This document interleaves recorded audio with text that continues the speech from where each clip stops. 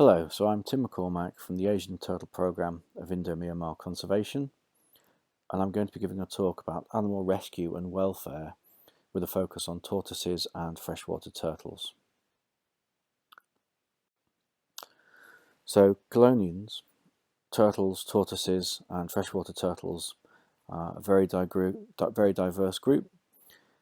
There are over 331 species with 121 subspecies, and that's represented in 14 families with over 91 genus. They're found in most environments, marine, freshwater and terrestrial, where they can occur from sort of tropical forests and swamps into sort of deserts and quite arid environments. The only real limitation to where they can be found is where the climate is too cold. And you can see here there are a number of hotspots. These are shown in purple and pink. These are sort of normally found in the more tropical regions of the world. And as you can see, Southeast Asia, where we're mainly focused, stands out as being one of the more diverse regions. There are over 110 species of tortoise and freshwater turtle in Asia. This represents 33% of the world's diversity, and it's one of the reasons that we've chosen to focus here in our work. There's a lot of evolution and adaptation that is clearly seen in tortoises and freshwater turtles. There's just a couple of examples here which show this very clearly. We've got the Chinese softshell turtle, Pelodiscus sinensis, and as you can see here, this is a softshell turtle. So rather than having the hard shell that we often associate with the taxa, the softshell turtles, Trinochidae, have a leathery skin that covers the carapace and webbed feet. They're highly aquatic and they have a long neck and can be particularly aggressive as a form of defense as they are more vulnerable than other hard-shelled turtles might be. We also have here the big-headed turtle, Platysternum megacephalum. This is quite a unique species. Platysternidae are monotypic, which means there's a single species within the family. It's quite easily distinguished by a large head that can't be retracted into the shell, and this sort of very long, strong tail, which can almost act like a fifth limb, supporting the animal's weight while it's climbing. It lives in fast-flowing streams with lots of waterfalls, so this is quite a good adaptation for that habitat. Turtles are also ectotherms. Here's a picture of an elongated tortoise hatching out. So ectotherms are cold-blooded, and much of their behaviour is determined by temperature and environmental conditions. This is something we'll talk a little bit more about later when we talk about their environmental requirements, both in captivity and in the wild, and how that affects how they're maintained during rescues or longer term in captivity. There are also temperature-dependent sex determination, TSD.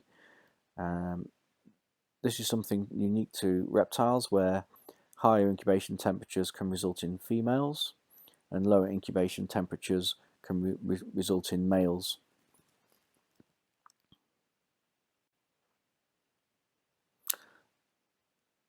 Tortoises and freshwater turtles are quite important within their environments. There's some very good examples of where they can be habitat manipulators. The gopher tortoise, for example, digs quite long burrows. These can be up to 4 meters in length and 2 meters deep. And it's been found that there are 16 other vertebrate species within the habitat which depend on them.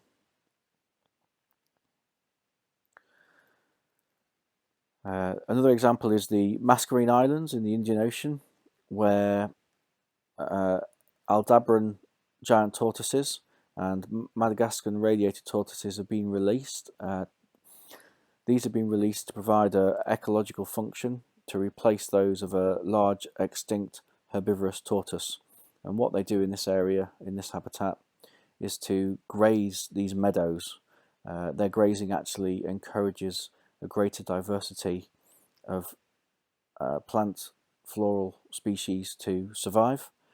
Without them, shrubs and long grasses would actually shade out and prevent some of these sort of rare endemic plants from growing successfully. So again, it shows that close relationship between turtles and their environment.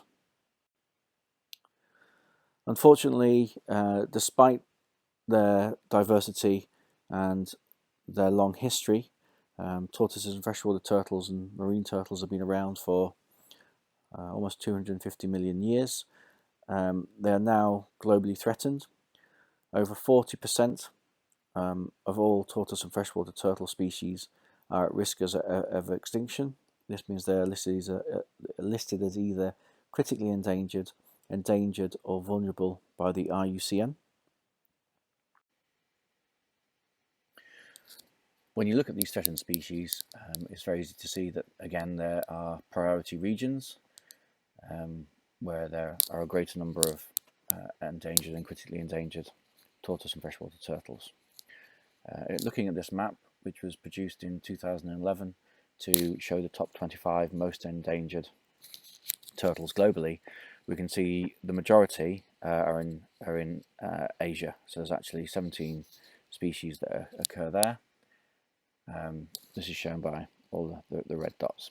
This is one of the reasons why we've chosen Southeast Asia as a priority for our work.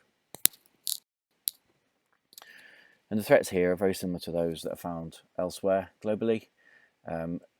It's primarily a combination of habitat loss, so whether that's forest clearance for agricultural development or for urban expansion, or whether that is loss of wetlands, again, normally for agricultural conversion and particularly rice production in Southeast Asia, and then illegal hunting and trade. All of the reasons for species decline of turtle species is anthropogenic, so they're caused by humans. Other impacts are also pollution, impacts on nesting beaches, poor fishing practices, and we'll talk a bit more about those later. If we look at Southeast Asia, we can see that since 1945 there's been an approximate 40-45% decrease in forest cover. More recent papers are suggesting that there is an increase in forest cover, but this is often plantation, monoculture, sort of low quality forest. When we look at wetlands, giving Vietnam as an example, Vietnam has seen 85% of its original wetland habitat lost. The number is probably much greater than that, and that remains is often fragmented and degraded. It's been a mixture of rice cultivation. So in Vietnam, they say about 50% of that wetland loss is for rice cultivation, 25% has been for agriculture, 10% for reservoir creation, and the remaining has been split between others such as urbanization and not specified. But it's really the hunting and trade which is the single greatest threat. Throughout the region, you have got a good protected area network.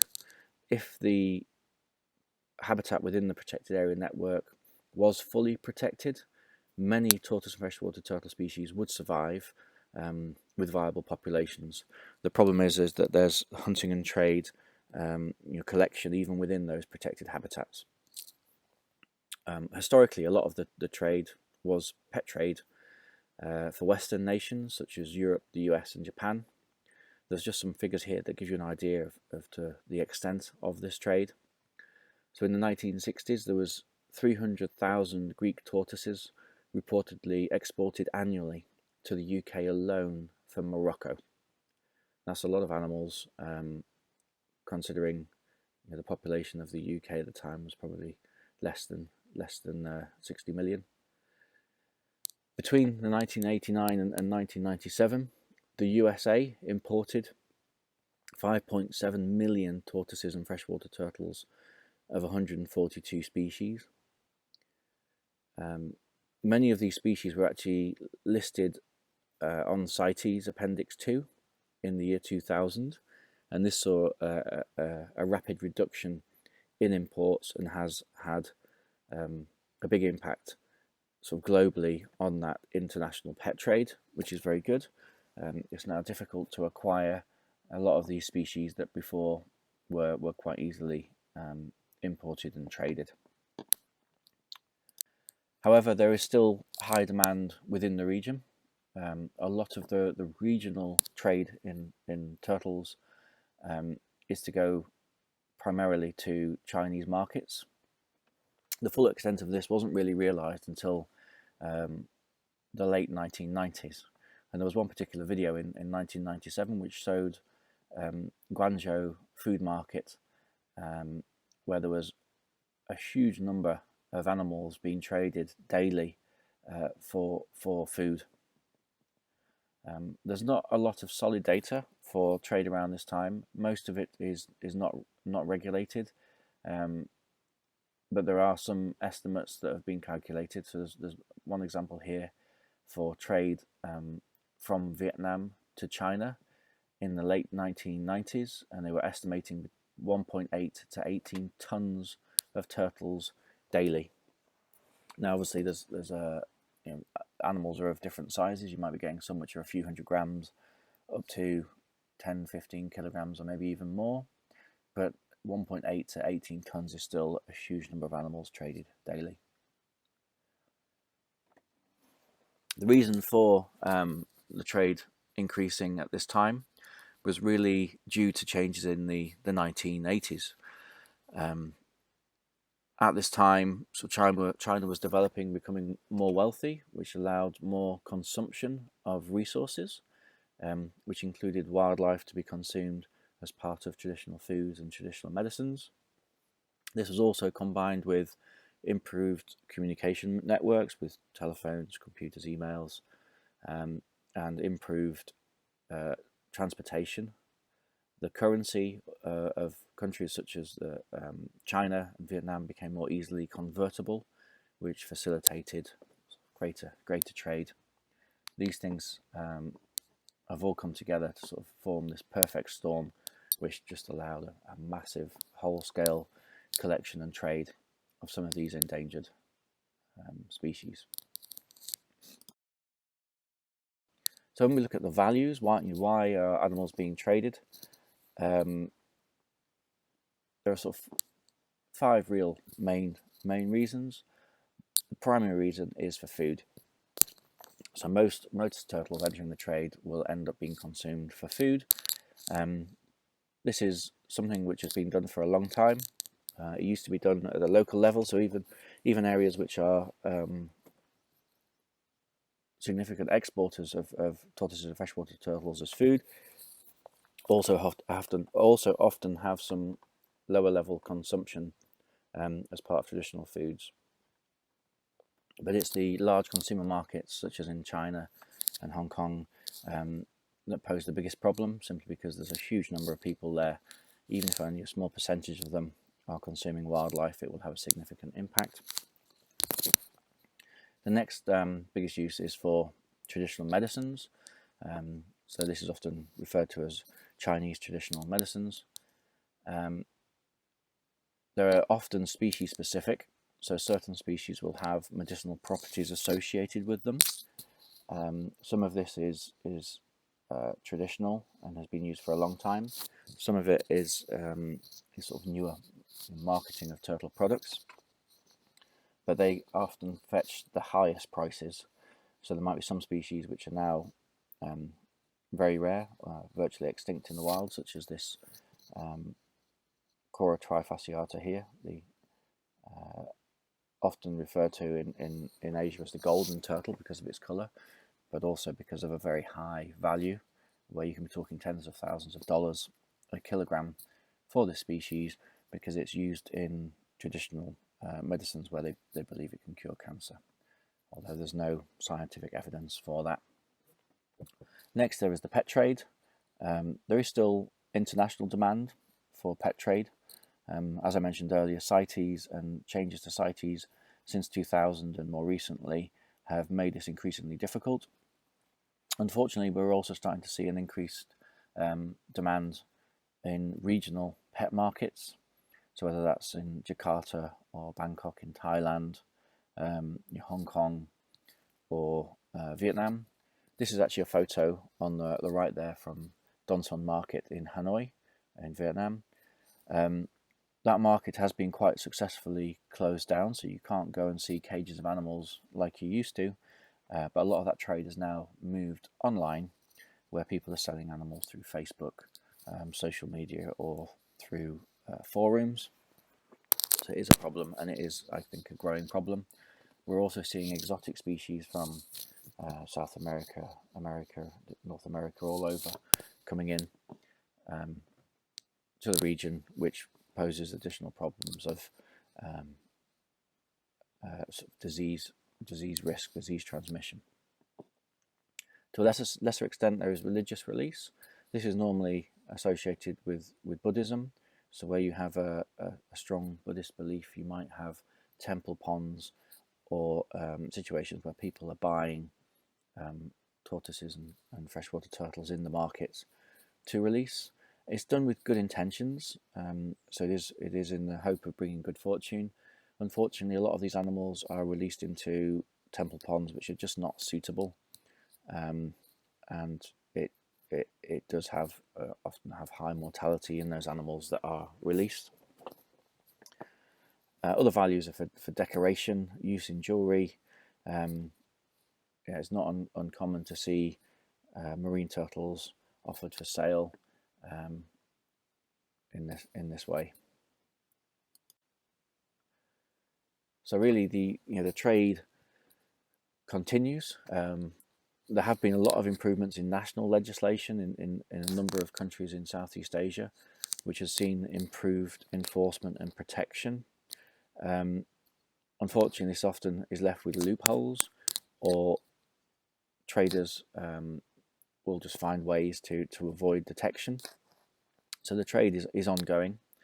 As I mentioned earlier, CITES has improved and recognised more species as in need of protection and regulation of trade.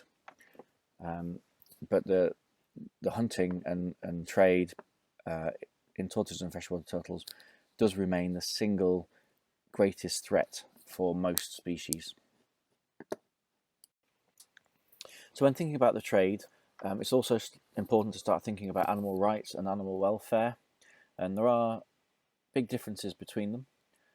So animal rights is really the belief that animals should not be used for food, clothing, entertainment or experimentation, and should really be given very similar rights to those of humans. Whereas animal welfare is a concept that was really developed in the United Kingdom in the 1960s, and this focuses more on the fact that animals should have a reasonable quality of life, so good health and nutrition, freedom from injuries. That has since been developed so that it also includes a focus on emotions. So animals should be able to experience things such as joy. They should be free from fear and anxiety. Now, reptiles are sometimes overlooked. So reptiles can feel pain and stress similar to other higher vertebrates, but because of their reaction, sometimes this is overlooked. There's just an example of a tortoise here with quite a serious injury, which will be extremely painful for the animal, but sometimes people just don't appreciate that the same way as they would with animals. There are tools that exist to support the assessment of animal welfare.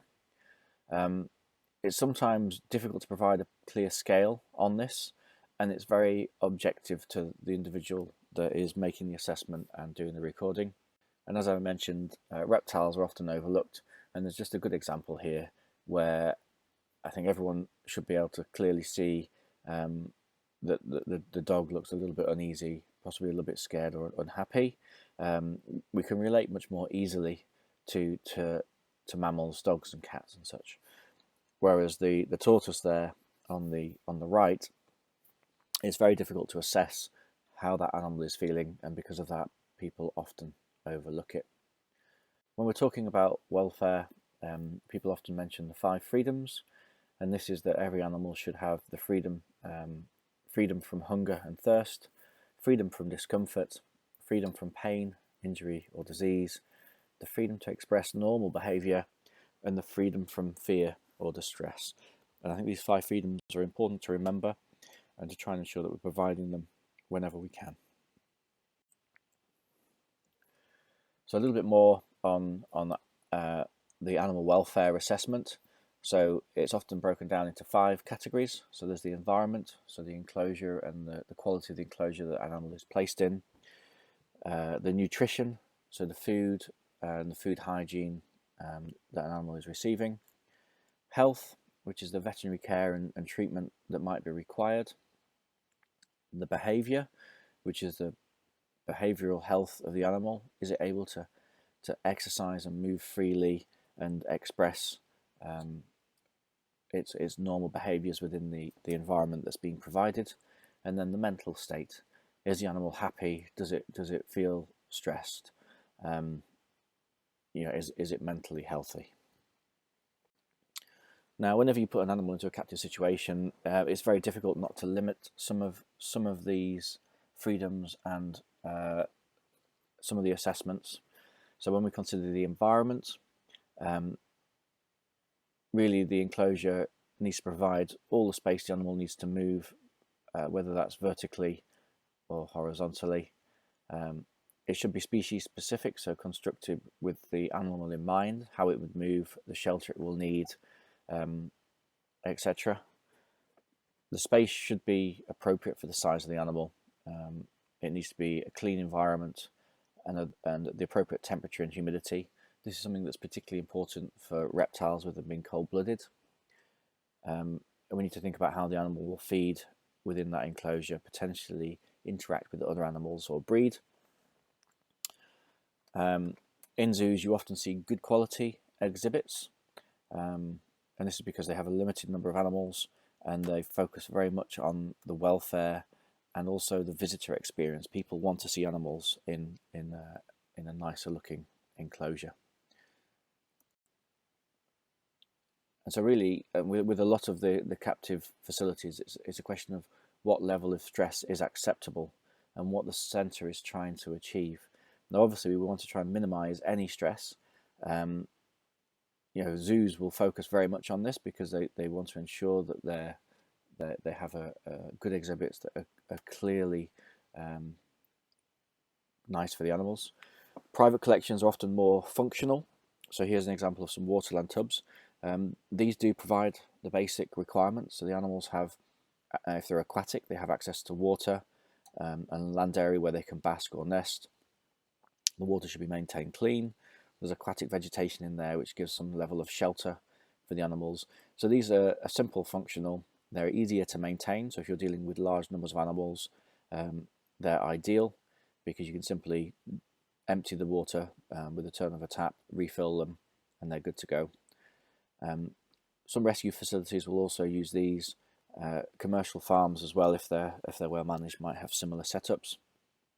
Really, you can often sort of judge from the level of stress that is acceptable what the facility is aiming to do. So commercial farms tend to focus a lot less on the animal welfare and focus more on production in terms of economic output. So they want cheap, simple, easy to manage with high production of animals. Your rescue centres are often trying to get animals turned around ready for release quickly. Private collectors, depending on their resources available, can vary. Now, it's important that whenever you're designing an enclosure that you have knowledge of the species so that you can provide the correct conditions, particularly the climatic conditions, which are very critical to maintaining a healthy tortoise or freshwater turtle.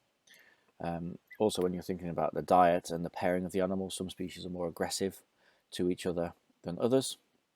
And some of the simple things can just be whether you have an aquatic or terrestrial species, which will make a big difference to the enclosure that you need. Here's just an example of a commercial breeding pond.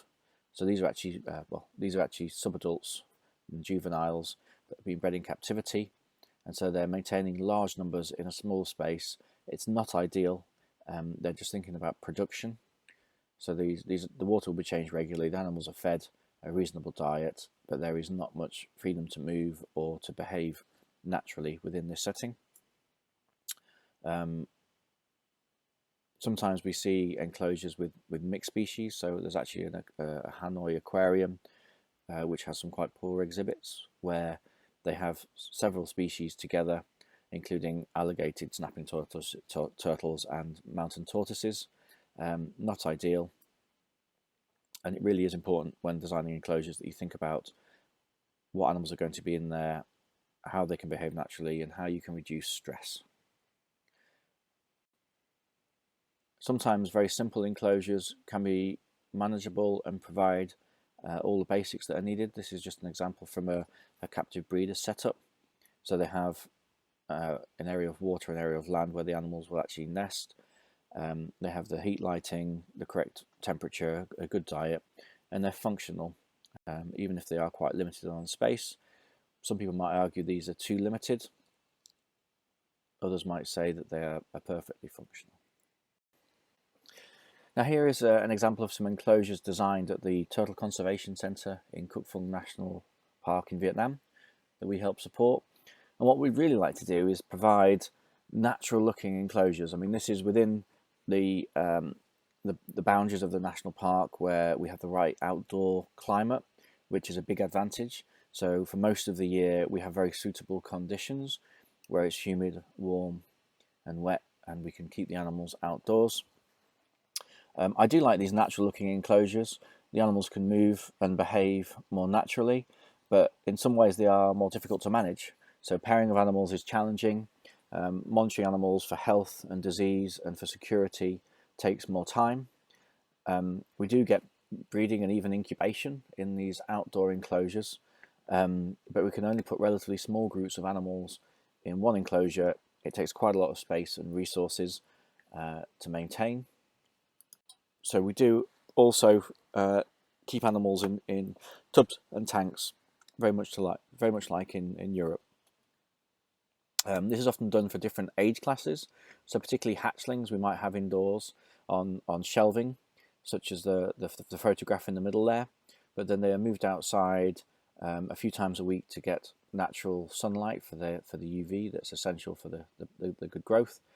And they're maintained in these tubs for the first few years until they're large enough to go into some outdoor enclosures.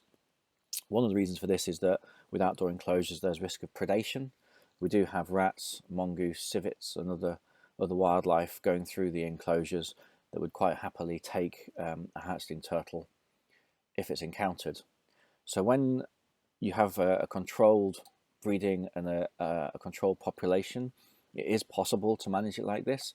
But when we're dealing with conservation and the potential for rescue of animals from the trade, we quite often can't predict what's going to happen. And so here's just a few examples of some confiscations that have come in recently in Southeast Asia and the challenges that they pose. So this here is a photograph of a truckload of turtles that were confiscated in the Philippines in June 2015. There were actually 4,400 turtles in this one confiscation. Now this was very significant because it included over 3,900 Palawan forest turtles, Sebron rockiella latensis. At the time, this was pretty much what the global population for this endemic turtle species was estimated at. And it was all here in one shipment. Some of the animals were in very poor condition. There were already some deaths. And it was a massive job to mobilize a number of NGOs to try and help support the processing and rehabilitation and release of most of these turtles back into the wild. Now, when you were dealing with animals on a scale like that, it's impossible really to provide them with the good quality enclosures that are needed to provide the 5 freedoms and reduce stress. It really is a case of just doing the best you can while you try and get the animals back out into the wild. A lot of these were successfully released, which is positive. Here's another example. It's from 2011 in Nha province in north central Vietnam. In this case, the first we knew about it was when a photograph appeared on online newspaper in Vietnamese language. There was over 1,500 kilograms of turtles confiscated. Now, what was interesting about this particular shipment was that it was a mix. So it was mostly yellow-headed temple turtles, which is a Vietnamese native species that's quite wide-ranging in southern Southeast Asia. But there was also this animal here on the scales in the middle, which is the giant Asian tortoise, Manoria emis. Now, this species doesn't occur in Vietnam, so it must have come from Myanmar, Malaysia, or somewhere else, and was transiting through Vietnam. The shipment seems to have headed from the south, going north towards China. Now, with this shipment, when we arrived, half the animals had already disappeared. We were able to rescue the remaining half that didn't include the Manoria emis, and most of those animals were successfully released back into a national park in the south of Vietnam. But with these shipments, you never know what's going to happen. Similarly, in September 2015, we received a photo from a rescue centre situated near Hanoi in Vietnam. They had just received 237 animals of 5 different species. Now, in this photo here, you can see there's a large number of animals. They were initially just put into any available space. So here they're actually in an aviary where they've put a little bit of sand substrate down on the floor, and they've had to put the animals in there temporarily. Now, this shipment was interesting because it included 100 Indo-Chinese box turtles. So there was some Cora galbinifrons and Cora barretti. Both of these are critically endangered, and they're very easily stressed. They don't do particularly well in captivity. And there was also over 50 keeled box turtles, Cora mahotti, and 30 big-headed turtles, Platysternum and Megacephalum. Now, those are all quite sensitive species, quite high conservation value, and so we were quickly mobilised to try and help with this rescue. The centre had been overwhelmed. It's not surprising that receiving over 200 animals in a single day, many of which were ill, could prove challenging. We took a team of our own staff down there, as well as some from the Turtle Conservation Centre, the national park where we work, and we spent the next 5 days at the centre just trying to sort through the animals, complete ID sheets for them, start treatments, sort of prioritise those which were most in need of treatment, and start treatments. The Indo-Chinese box turtle in particular do get stressed if they're in direct sunlight or temperatures over 27, 28 degrees Celsius. They start to get stressed and it can be fatal. The rescue centre near Hanoi was exceeding 30 degrees during the middle of the day and was far too hot. You can see a lot of the animals were just crowding into the corners of the enclosures, just trying to find shelter.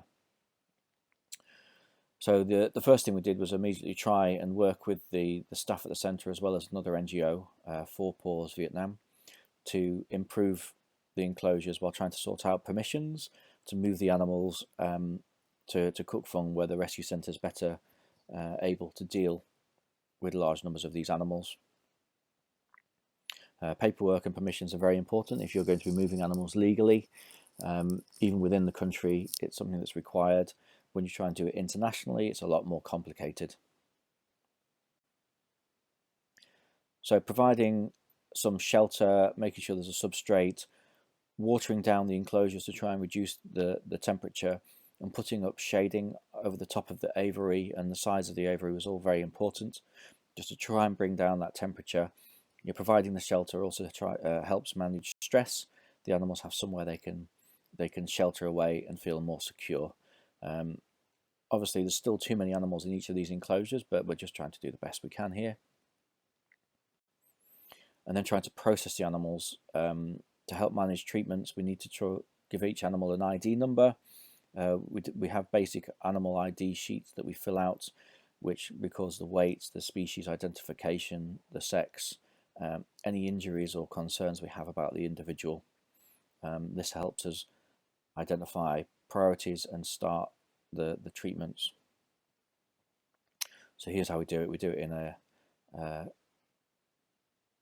production line. So we have some staff are weighing the animals, others are photographing, others are taking measurements, others are doing quick health assessments, others are filling out the ID sheets. This is the quickest way that we can process a lot of animals like this. Most of the box turtles were not eating. This is not unusual when the animals are very stressed. They're also dehydrated, so it's important to try and rehydrate the animals through soaking them. Some of the animals we started tube feeding because they were just so weak. These are box turtles which can close up completely. They have hinged plastrons.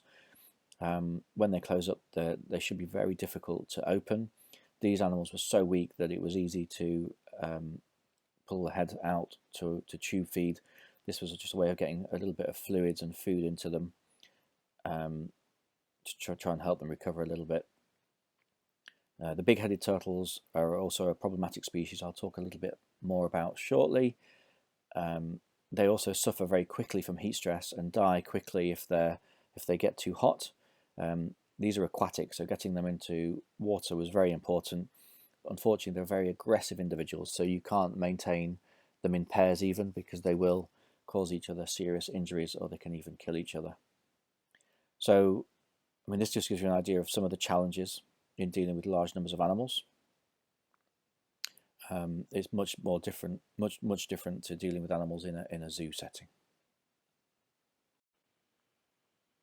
It's also hard work managing so many animals that require intensive treatment for extended periods of time.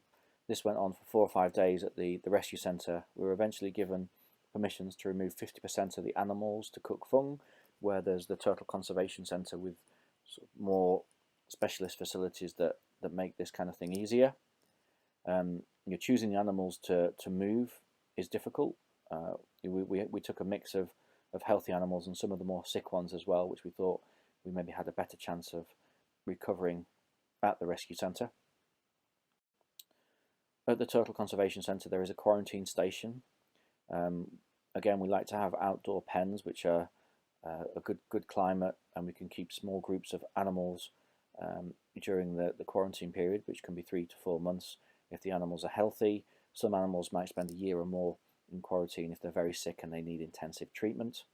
With a few hundred animals coming in at a time in some confiscations, this can quickly fill up, and we end up with plastic tubs running down the middle of the enclosures and using all available space.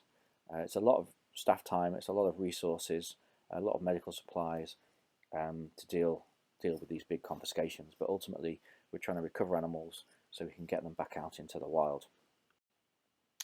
At the Turtle Conservation Centre in Cook Fung, we continued with the treatment, processing the animals. A lot of the animals need daily treatments. This was often meant the teams working into the night to try and do the best we can. Some animals have small injuries that can be treated topically. They might be given antibiotics just to help with the recovery. Some might need vitamin B to encourage feeding, deworming if there's signs of parasites. Others have quite serious injuries. This is quite common for the big-headed turtles, which are very aggressive. Most of these toe and tail injuries are caused by other big-headed turtles fighting during the transportation. If they're kept in containers together, which they often are, pretty much every animal would have at least one limb injured in this way. Some of them had every single limb injured. Some had broken shells. This requires a lot more treatment. It can take months for these injuries to heal. Some required amputation of toes or tails. When looking at the animal treatment and recovery as part of the animal care, sometimes more specialised veterinary treatment is required, particularly for the broken shells, the amputations, and some of the more challenging surgeries. We're quite lucky that there are a number of vets that are willing to provide their time to support this. Not every rescue centre has this same level of support, and it can be very challenging.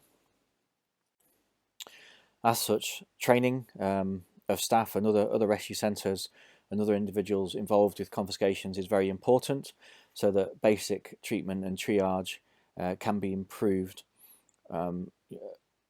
Quick response and quick treatment can very much change the survival outcomes for these animals. This is just an example of some of the more challenging treatments that sometimes are required. During this particular confiscation, it was noticed that a number of the big-headed turtles, which is the turtle in the middle of this slide here, had hooks. Some of the hooks were located within the oral cavity and could be seen and could be relatively easily removed where they could just be hooked out. With x-rays of animals, it became clear that some had actually ingested the hooks, and they were further down within the stomach and much more difficult to remove. We did actually have one international vet who was able to visit and remove sections of the plastron at the bottom of the shell to access the stomach and remove some of these hooks, but it was very challenging. We did find hooks in 4 live animals and 2 dead, so it's not so many individuals, but it is very difficult to remove. Also important as part of the treatment and recovery is the nutrition, and this obviously supports the overall health. And really, we're looking for animals that are behaving more naturally, so they're feeding, potentially showing signs of interest in breeding and mating. This would indicate that the animals are feeling more healthy and less stressed. Here's an example. This is the same turtle that I showed you in an earlier slide. It has 2 large teeth marks on either side of the carapace. It looks like it might have been attacked by some large mammal, possibly a bear. Looks like quite an old individual. It was good to see him eating again. Things aren't always ideal. I talked about the large number of big-headed turtles that we received. At one point, we had over 200 big-headed turtles, Platysternum megacephalum, at the rescue centre. We've had to complete genetic work and health screening before we could release these back into suitable protected areas in North and Central Vietnam. While we were holding them, these are very aggressive animals. We can't keep them together. They'll literally kill each other. So we had to separate them into individual containers. Even more of a problem is that they need cool, clean water. If they get too hot, they get stressed very easily and they have a high mortality. So we had to maintain them in air-conditioned rooms, changing the water every day or every other day. And they were maintained like this for almost a year while we looked for suitable release locations and while we went through the screening. We've managed to release almost half the animals. There's still a large number in captivity, which we were hoping to release most of soon. But this is just the reality of it. We can't keep everything in ideal enclosures, even though we would like to.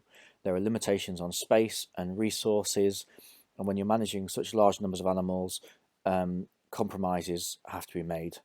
Do we keep the animals? Do we release them in unsuitable areas, or while they're still sick? Do we euthanize the animals? These are all very serious questions. We've opted for maintaining them as best we can and getting them out in the wild as soon as we can. Even with the release of animals, there are challenges. Transportation can be stressful. Sometimes they have to be moved long distances.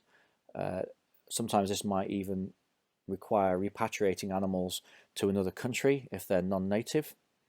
Again, lots of cost involved with doing that. Some examples of where good intentions haven't always worked. There's a case from India in 2016 where 4,000 flap-shelled turtles, Lysemis punctata, were confiscated. The authorities tried to do their best and release these animals quickly into a nearby lake. Unfortunately, a lot of these animals were already unwell, and within a few days they'd actually found 800 of them already dead on the lake shores. So just because you're putting animals back in the wild, it doesn't mean they're going to survive.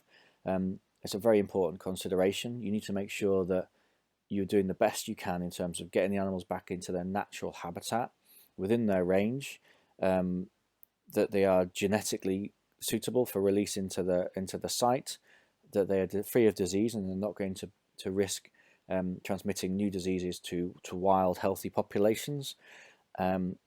Season, the health of the individuals, the location you choose, all has a big impact on their survival outcome. We always try the best we can to get animals to suitable release locations. This can mean trekking for sometimes a day or longer, with containers with the animals in to get them back deep into the forest. We do disease screening and genetics where we can. There's always a risk of recapture, but this is the reality of it. If we're going to put animals back in the wild, we just have to do the best we can, hope they don't end up back in the trade again. We do photograph animals and mark them with pit tags for identification. So if they do show up in the trade, at least we can identify them and provide some information on how that has happened. There also are some animals which could be considered non-releasable. These might be animals that can't be treated because of serious injuries or have disease which simply makes them non-viable for release. There are also species that have low conservation value, and so it's just it's difficult to justify the time and expense required to get them to a state where they're suitable for release and in the correct location. Really, this becomes a welfare issue. Do you keep those animals in captivity? Do you euthanize them? Do you stop incubating them, which we often do? It's not a simple job. It's not always a pleasant job, but these are real decisions that have to be made. We always look towards the conservation of the species. So while the individual animal welfare is important, I would consider it more important that we are protecting the species and ensuring that it can survive, ideally in the wild, far into the future. So I'd just like to thank you for paying attention. This is the first pre-recorded presentation I've made, so hopefully it's gone okay. More can be found about our organisation on our main website there, which is the AsianTurtleProgram.org. We have many donors and supporters that I would like to thank. We have many partner organisations such as Cook Fung National Park that we work with, or Soxa Rescue Centre, and we have many fantastic staff that commit a lot of their time and energy to trying to do their best they can for conservation in Asia. So thank you and goodbye.